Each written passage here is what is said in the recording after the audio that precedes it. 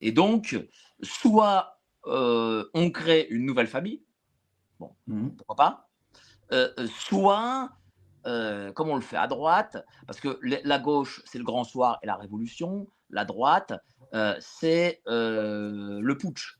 Voilà. Ouais. Mmh. Donc, voilà, tu as, en gros, tu as toutes les solutions. Enfin, je veux dire, ce que je veux dire, c'est que, ok, l'anti-république, mais on ne peut pas remettre en place la monarchie que l'on a connue avec les Louis, je sais pas quoi, Louis XX ou tout ça, quoi. Enfin, je sais pas ce que tu en penses. Bah, la Restauration, justement après Napoléon en 1815 avec Louis XVIII et ce qui en a suivi jusque, Charles X, Louis-Philippe, Bah, on a c'est bien plus vu tellement ça, en fait. bah, on a bien vu que la Restauration n'était qu'une restauration, mais c'était une coquille vide.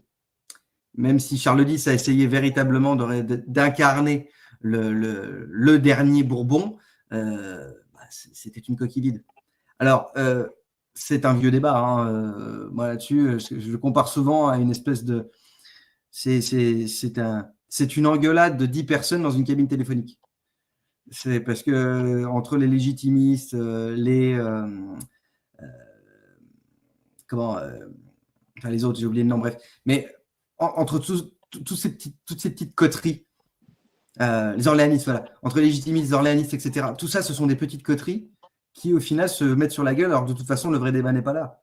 Effectivement, là, on quitte tout à fait le cadre de l'histoire, etc. Mais si tu me demandes mon avis, étant donné que je pense que de toute façon, il est fort probable, j'espère me tromper, je ne lis pas dans l'art des cafés, je ne suis pas mamie voyante, mais il est fort probable que les choses se cassent la gueule progressivement.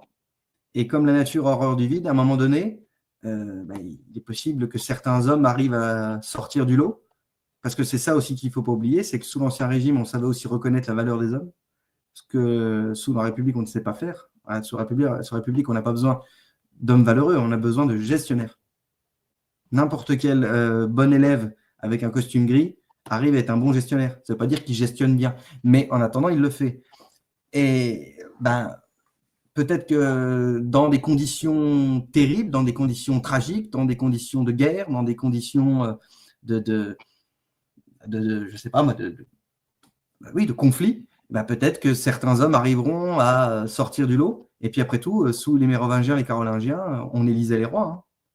Il y avait des conseils, et puis finalement, les hommes forts, au moment des grandes perturbations de l'histoire, arrivent à sortir du lot et sont choisis par la masse, par le peuple, par je Moi, ne sais pas quoi.